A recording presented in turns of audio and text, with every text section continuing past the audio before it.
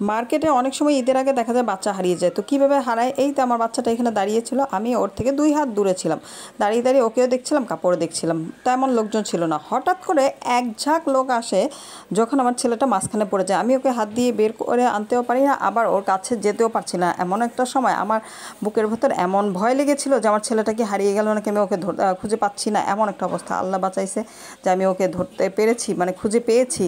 মানে এইভাবেই হয়তো বা বাচ্চাগুলো হারিয়ে যায় মার্কেট থেকে, অনেক সময় বাবা মায়ের কাছ থেকে। তো সবারই অনেক খেয়াল রাখতে হবে নিজের বাচ্চার প্রতি আসলে। তো যাই হোক, আমার বাচ্চাকে নিয়ে গিয়েছিলাম ডক্টর দেখাতে, তার আগে গিয়েছিলাম একটু শপিং মলে। সেখানে এই ঘটনা ঘটার পর আমার মনটা খুবই খারাপ হয়ে গিয়েছিল এবং ওকে নিয়ে খুবই ভয় পাচ্ছিলাম। তারপর থেকে আমি ওর হাত একটুও ছাড়িনি, ওকে ধরেই রেখেছি। আমার কাজ হোক আর না হোক, আমার ছেলে আমার সাথে থাকুক।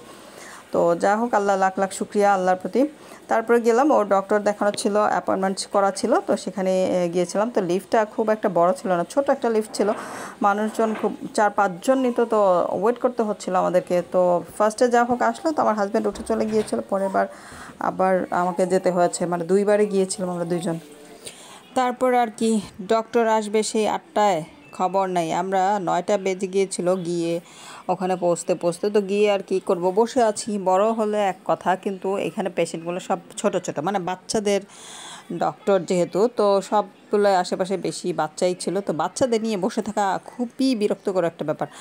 তারপরও তো ডক্টর আসে নাই, যেহেতু আমাদের বসতেই হবে। তো এই তো আমার ছেলেও দৌড়াদৌড়ি করছিল, বা অন্য কিছু বাচ্চা একটু অসুস্থ ছিল, মানে সব বাচ্চাদেরকে নিয়ে বসে থাকতে সবারই মনে বিরক্ত লাগে। তারপর যাই হোক, ডক্টর আসার পর আমরা ওয়েট করছিলাম ঢোকার জন্য। তো ফার্স্টেই আমি ঢুকে পড়েছিলাম, আমার সিরিয়াল ফার্স্টেই ছিল। তো এই তো ডক্টর মাত্র এসেছে, তখন 9টার ওপরে বেজে গিয়েছে।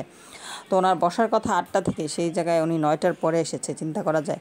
আচ্ছা যাই হোক, উনি যেহেতু ডক্টর, ওনার সময়ের মূল্য অনেক বেশি আমাদের থেকে। তো চেম্বারে ঢোকার পর উনি যেহেতু আমাকে চেনে, আমি প্রায় যাই, তো কথা বললাম, সালাম দিলাম। তারপর আমার বাচ্চাটাকে দেখলো।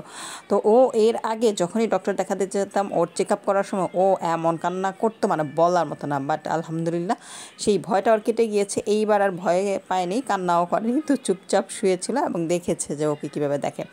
তো সেখান থেকে ডক্টর দেখানোর পর আমরা বেরিয়ে পড়ি। তারপর ওর জন্য ওষুধ নেওয়ার জন্য ফার্মেসিতে চলে যাই। তো এই তো এখানেই ওষুধ নেওয়ার জন্য দাঁড়িয়েছিলাম, ওষুধ দিচ্ছিলো, আর আমার ছেলে নিচে দাঁড়িয়েছিল, আমিও দেখছিলাম।